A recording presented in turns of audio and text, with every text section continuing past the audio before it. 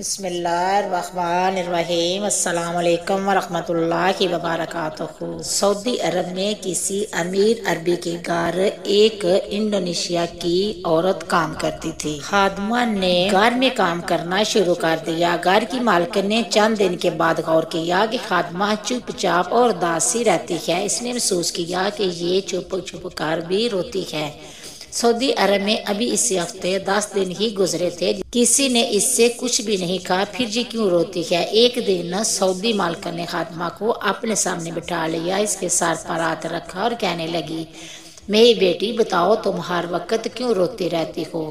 ہر وقت تمہاری آنکھیں سوجی رہتی ہیں۔ خادمہ نے حوصلہ پا کر اشاروں سے اور ٹوٹے پھوٹے الفاظ میں بتایا کہ میں ایک مدت سے سعودی عرب آنے کی کوشش کر رہی تھی، ایجنٹ کو نقد رقم اور پاسپورٹ جمع کرا رکھا تھا، اسی دوران میری شادی ہوگی، وقت گزرتا چلا گیا، میری سعودی عرب آنے کی خواہش زوروں پر تھی، ایجنٹ کے ساتھ رابطہ تھا، اسی دوران اللہ تعالیٰ نے مجھے بیٹا عطا فرمایا، میرے بیٹے کی عمر 10-12 دن کی تھی کہ ایجنٹ نے بتایا کہ تمہارے کاغذات مکمل ہو گئے ہیں، تمہیں فوری طور پر سعودی عرب جانا ہوگا۔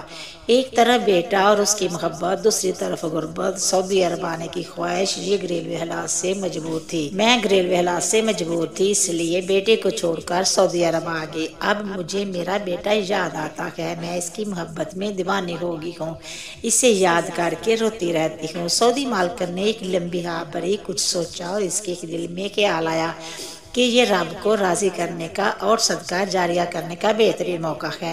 اسلام میں سب سے بہترین کام کسی مسلمان کو خوشی مہیا کرنا ہے۔ پھر اس نے ایک عجیب غریب فیصلہ کیا۔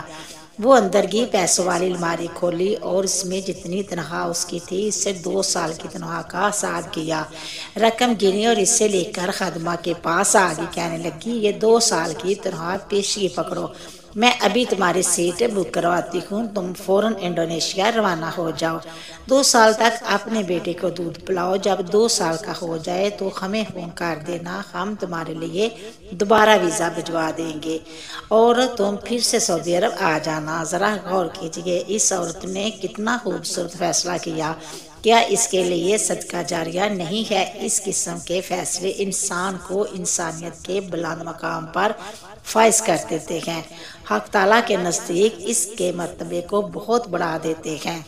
پھر دلچسپ بات یہ ہے کہ یہ خادمہ صرف اس خاتون کے لیے بلائی گئی تھی جو خون کے کینسر میں مبتلا تھی، یہ تاکہ اس کی خدمت کر سکے۔ جب خاتون نے اسے واپس بھیجنے کا ارادہ کیا تو بیٹے نے کہا، امی جان، آپ بیمار ہیں، آپ کے لیے تو اسے بلایا تھا، آپ اس کو واپس بھیجتے ہیں۔ خاتون نے کہا، میں گزارا کر سکتی ہوں، پھر اسپتال میں اس کا معائنہ ہوتا رہتا۔ جب اگلی بار اسپتال گئی، اس کی ٹیسٹ کی رپورٹ نیگیٹو آئی، اس کی مہلک بیماری کا نام و نشان مٹ چکا تھا۔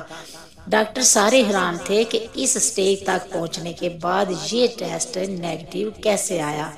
احتیاطاً دوبارہ ٹیسٹ کروائے گئے، رب کی طرف سے شفا نازل ہو چکی تھی، سب مبارکباد دینے لگے۔ یہ خاتون صرف اپنے رب کا شکر ادا کرتی رہی۔ بے شک صدقہ ہر بلا کو ٹال سکتا ہے۔ امید کرتی ہوں کہ آپ کو میری یہ موٹیویشن سٹوری پسند آئی ہے تو شیئر کرنا، سبسکرائب کرنا، اچھے کمنٹ کرنا، دعا میں یاد رکھنا، اپنا بہت سارا خیال رکھنا۔